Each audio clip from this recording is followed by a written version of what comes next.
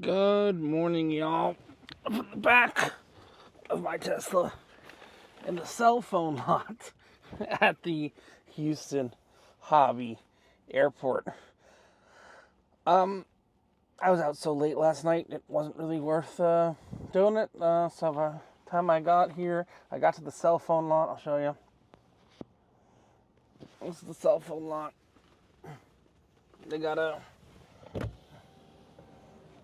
They have a porta potty. They've got all that. And I had all the comforts of home in my Tesla in camp mode. If I can reach the damn screen. Yep, still at 86%. I returned my rental car right there in that lot. Today's video is day 4 of the journey to Jubilee. It's the day we arrive. It's going to be a pretty short video, but I want to show you that process of getting to the airport. Yes, again, I'm in a cell phone lot.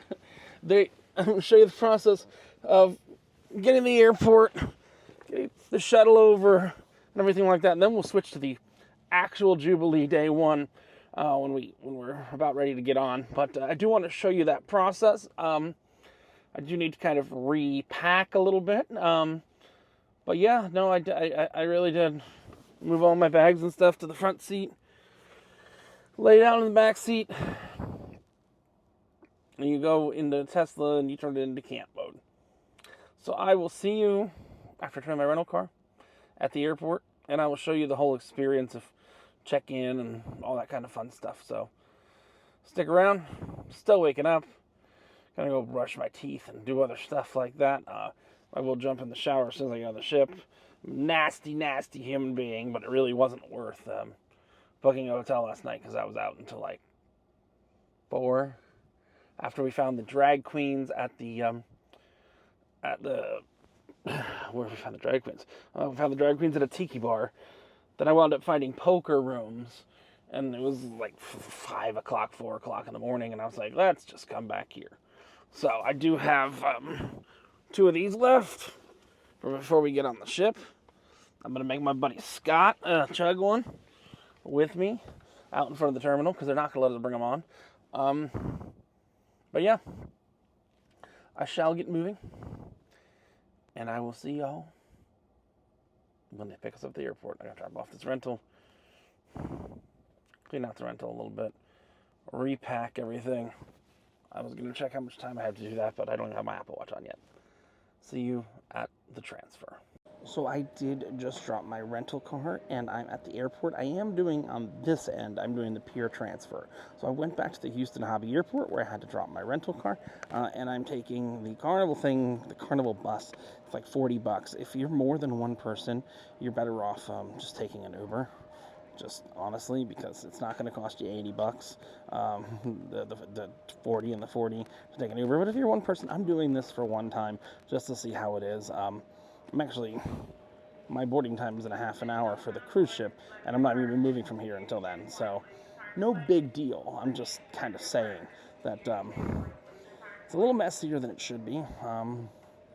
If you're 2 people, just take an Uber. But if you're one person, take the transfer. And if you're flying into George Bush IAH Airport, you definitely want to take it because it's a 2-hour ride from IAH. It's only about 45 minutes from Houston Hobby. And I want to thank the very nice ladies who I don't think are watching this channel, because I don't think I ever gave them my channel, that told me to fly into Hobby. I was on the MSC, I can't remember, Maravillia or something, and there were 2 ladies that said, oh, you want to fly into Hobby, baby?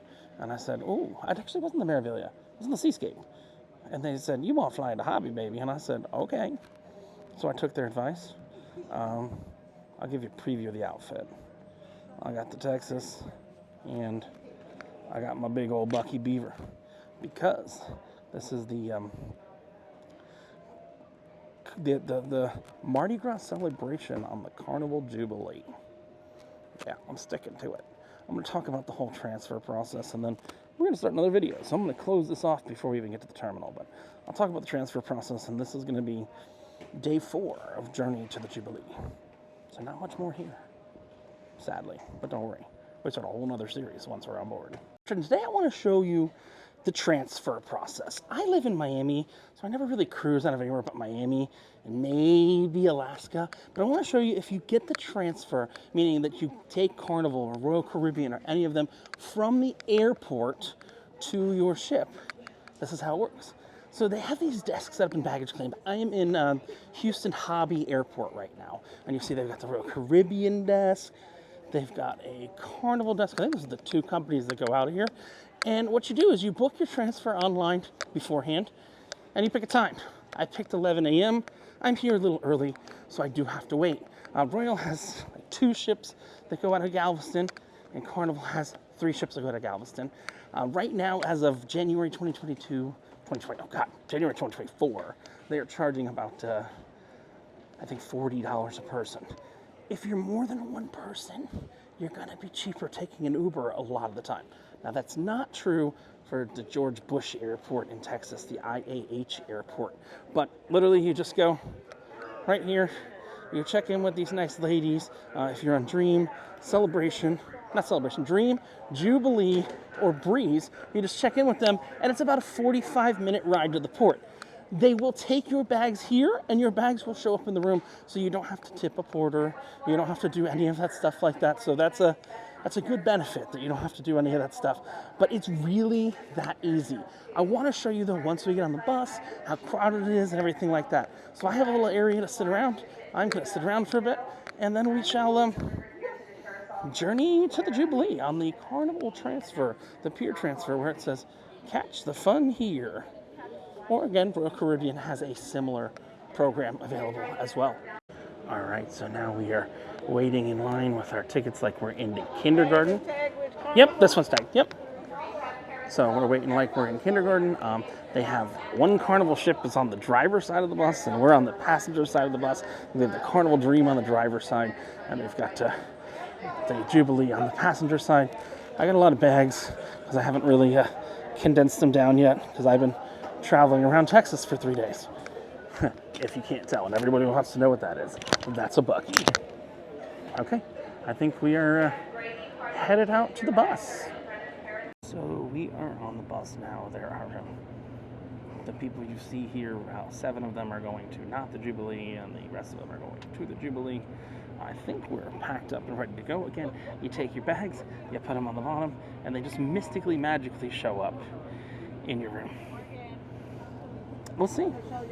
Well, I want to give you one more update once we finish. I am all the way at the back of the bus by the toilet that I hope that no one uses. I'm just saying. So we made it to the ship. That is the bus rolling away. They got the porters right there in the Hawaiian shirts. I love me the porters in Hawaiian shirts. And there is the Jubilee. So I'm just waiting for my cabin mate to get here. He's coming from the other airport. And then we're going to get on board. So we got here on the bus, and they took our luggage, and they had porters ready to take our luggage right there, and those porters just made bank real quick. Honestly, if you're more than one person traveling to the cruise, just take an Uber if you're doing Galveston. It's cheaper, it's easier, it's simpler, you can go on your own pace. If you're one person, hey, not a bad idea, but I'll be taking an Uber from here on out.